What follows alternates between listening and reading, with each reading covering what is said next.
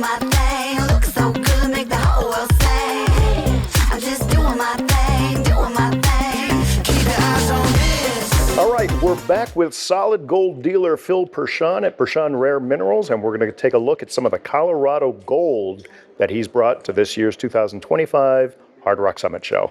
It is solid gold, Phil. Great to see you again, man. Golden, Colorado.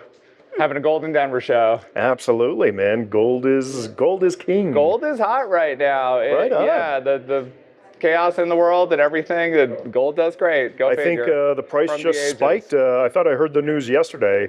3,500, I think, or something like that. So, anyways, as much as I love gold, gold is not always something that's in my wheelhouse as an emerging dealer or whatever you want to call me. But I have a special soft spot for a type of gold we have here in Colorado that's kind of unique, and that's gold from the Cripple Creek Mining District down by Pike's Peak.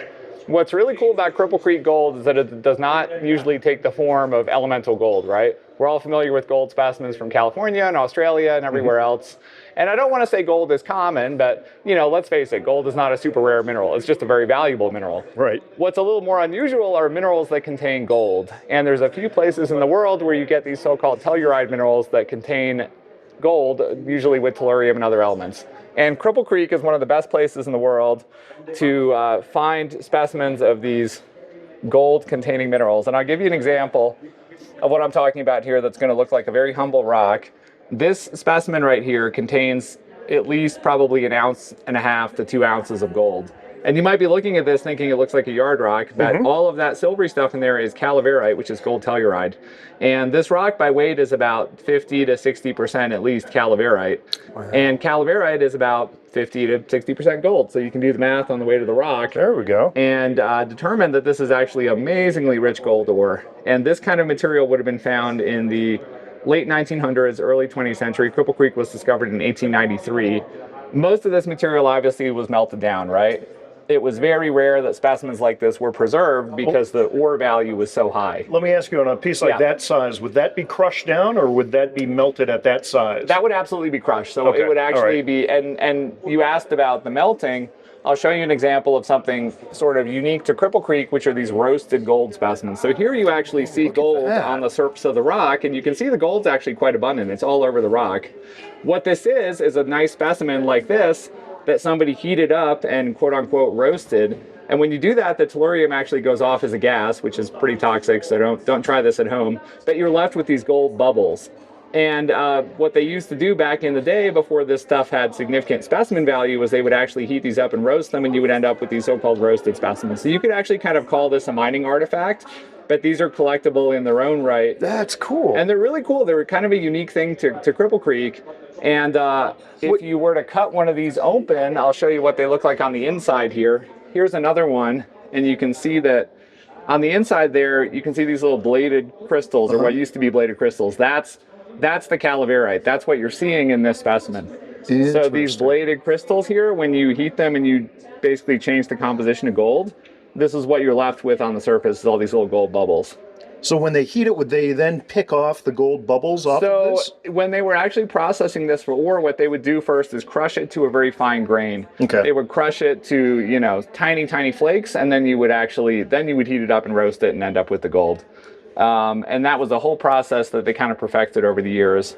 But these so-called roasted specimens are pretty cool. Now, what most mineral collectors prefer are the crystallized calaverite specimens and other telluride minerals. And this is a really fantastic example of crystallized calaverite. So all these silvery looking crystals here, these are, again, gold telluride, basically. Calaverite only contains the element gold and tellurium. So even though these look like arsenopyrite or maybe something more mundane, these are actually really nice crystals of a very rare species. And these kind of specimens, again, this actually grew in an open pocket, which was rare for the district.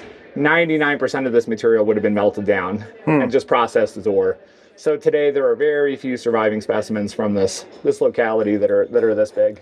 So now specimens like this, were they found in kind of an abandoned mill, or were they collected by These miners? were actually high graded by miners underground. So okay. this was, again, So there's a dark history the behind great these. history of, most of the time when you see gold and silver specimens, with the exceptions of, operations like the Eagle's Nest mine today, this is sort of pseudo contraband, right? Mm-hmm. And to get a rock like this out of the mine without detection would have been pretty difficult.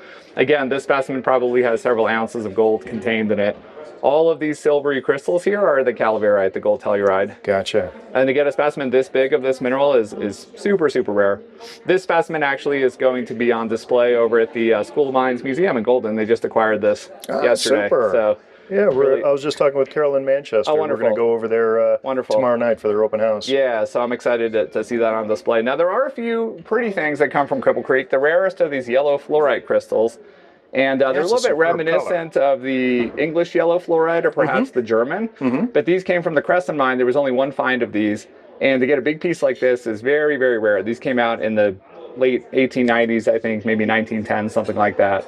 So that's one of the few quote-unquote pretty things that you get from Cripple Creek. Fantastic. I did acquire a few actual gold specimens too. This is probably one of the larger nuggets known from the district. This weighs about 2 ounces. And if you look at the surface, it actually has kind of an unusual texture to it.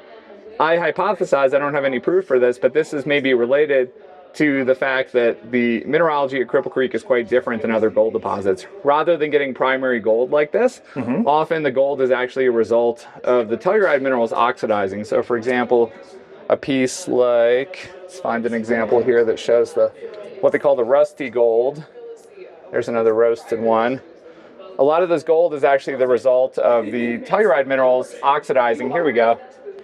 So this does not look like gold, correct? But those are actually, that's all gold there. And what these impressions are is where these calaverite crystals used to be. So these crystals like this have oxidized away and you've been left with gold. The miners called this rusty gold. Okay. And part of how drab this looks is a reason why it took them so long to discover this locality. This district was not even mined until 1893 or 1894. And at that point, some of the other mining districts in Colorado, like Idaho Springs and Georgetown and Central City, these were already almost mined out at that point. So the sort of drab nature of Cripple Creek gold is one of the reasons that it wasn't discovered until recently.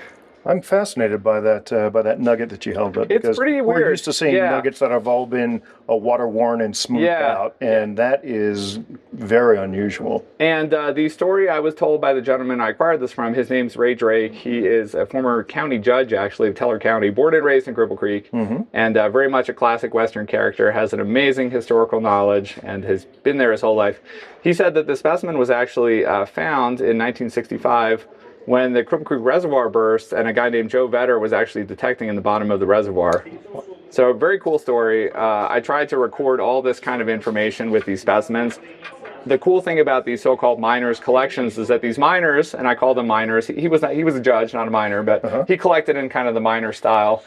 They may not have labels for everything, but they have an amazing memory of how they acquired these specimens and where they came from. So when you're recording, when you say you try to record them, are you recording it on your phone or recording the audio? So I just sat down and took notes. I spent about 3 hours with him after we made the deal for this collection. I just took notes and I asked him about each individual specimen. And there were some where he said, well, I don't remember. But a lot of them, like, this, for example, this came from a guy named Jerry Music, who was a miner in Cripple Creek. We believe this is actually from Breckenridge. And this was used to pay a debt, a gambling debt, in Cripple Creek. He was an itinerant miner, and he came over to Cripple Creek, and he had a gambling debt, which was very common, and he pawned it off against this rock. So, oh, I love those stories. You gotta love stories like that. That's part of what makes collecting fun, in my opinion, is these kind of stories. So, I'm really happy to get this collection. It's definitely a specialty thing, and to a lot of folks, these look like yard rocks, but I think they're really special. And when you appreciate some of the background and the story, I mean, this is another specimen that has a cool story. This was actually collected in 1995 by this gentleman, Ray Drake. He found this on the dump, and this is a crystal of sylvanite, which is a gold-silver telluride mineral. And this is a huge crystal for the species. To get a crystal this big, this one would already be considered relatively large. So to get one like this is very, very rare. Well, that's a nice comparison. And the fact that he found this just on the rock dump when they were hauling it away for probably putting in a casino, Cripple Creek, for anybody that's been there now, is one of the casino towns, is really cool. And I was really happy that I was able to sit down with this gentleman and record all these stories, because he's in his 80s, and it was important to him that these kind of stories get carried on. I love it. Even in somewhat modern times, you can still find things in the dump You that are can, important. yeah, you can. So, this collection is very eclectic. We've got a little placer gold vial there. Again, this is a rarity for the district. Native tellurium. Tellurium is an element that's actually been in the media a fair bit lately because it's used in solar panels and also other green energy applications.